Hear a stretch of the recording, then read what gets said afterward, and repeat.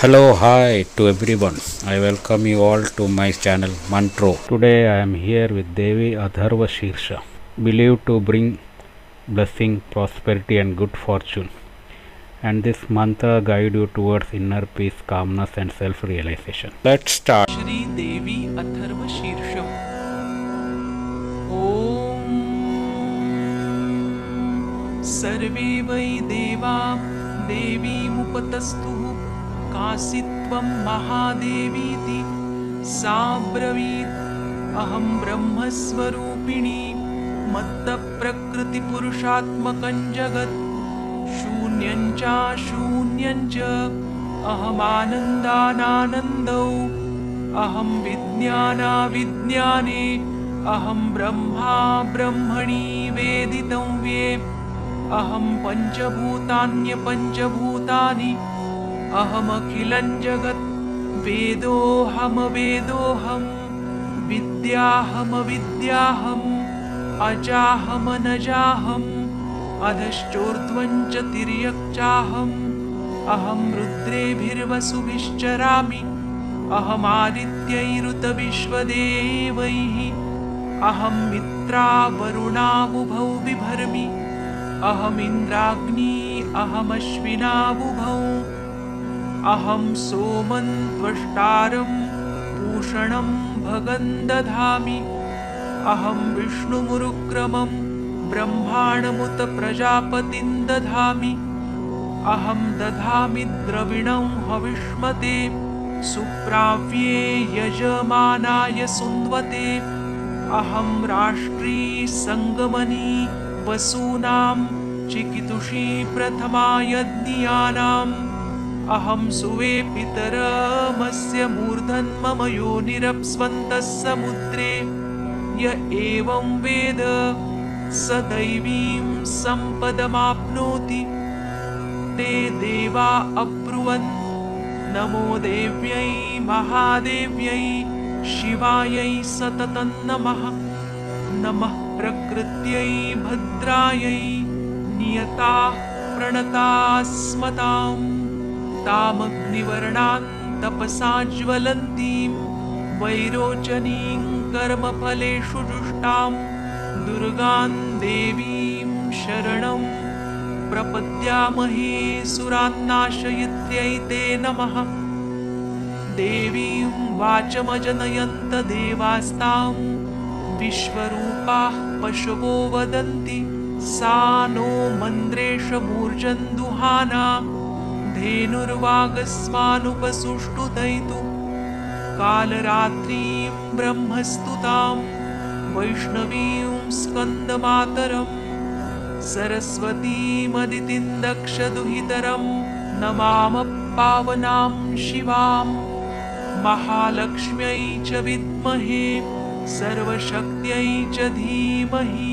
तन्नो देवी प्रचोदयात् अदितिर्यजनिष्ठदक्षया दुहिता तव तान् देवा अन्वजायन्त भद्रा अमृतबन्धवः कामो योनिकमला वज्रपाणिर्गुहा सा मातरिश्वाभ्रमिन्द्रः पुनर्गुहा सकला मायया च पुरुच्चैषा विश्वमातादिविद्योम् एषात्मशक्तिः एषा विश्वमोहिनी पाशाङ्कुशधनुर्बाणधरा एषा श्रीमहाविद्या य एवं वेद स शोकं तरति नमस्ते अस्तु भगवति मातरस्मान् पाहि सर्वतः सैषाष्टौ वसवः सैषैकादश रुद्राः सैषा द्वादशादित्याः सैषा विश्वे देवाः सोमपा असोमपाश्च सैषा यातु धाना असुरा रक्षांसि पिशाचा यक्षा सिद्धाः सैषा सत्वरजस्तमांसि सैषा ब्रह्मविष्णुरुद्ररूपिणी सैषा प्रजापतीन्द्रमनवः सैषा ग्रहनक्षत्रज्योतिंषि सकलाकाष्ठादिकालरूपिणी तामहं प्रणौमि नित्यम् पापापहारिणीं देवीं मुक्तिप्रदायिनीम् अनन्तां विजयां शुद्धां शरण्यां शिवदां शिवां वियदिकारसंयुक्तं वीतिहोत्रसमन्वितम् अर्धेन्दुलसितं देव्या बीजं सर्वार्थसाधकम् एवमेकाक्षरं ब्रह्म यतयः शुद्धचेतसः ध्यायन्ति परमानन्दमया ज्ञानाम्बुराशयः वाङ्माया ब्रह्मसूस्तस्मात् षष्ठं वक्त्रसमन्वितं सूर्यो वामश्रोत्रबिन्दुसंयुक्तष्टात्तृतीयकः नारायणेन सम्मिश्रो वायुश्चाधरयुक्ततः विच्चे नवार्णकोर्णस्यान्महदानन्ददायकः हृत्पुण्डरीकमध्यस्थां प्रातः सूर्यः समप्रभां पाशाङ्कुशधरां सौम्यां वरदाभयहस्तकां त्रिनेत्रां रक्तवसनां भक्तकामदुघां भजे नमामि त्वां महादेवीं महाभयविनाशिनीं महादुर्गप्रशमनीं महाकारुण्यरूपिणीं यस्याः स्वरूपं ब्रह्मादयो न जानन्ति तस्मादुच्यते अज्ञेया यस्या अन्तो न लभ्यते तस्मादुच्यते अनन्ता यस्या लक्ष्यं नोपलक्ष्यते तस्मादुच्यते अलक्ष्या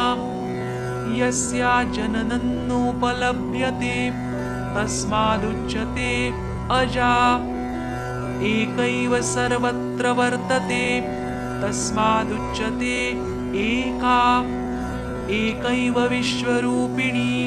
तस्मादुच्यते नैका अत एवोच्यते अज्ञेयानन्तालक्ष्या जैका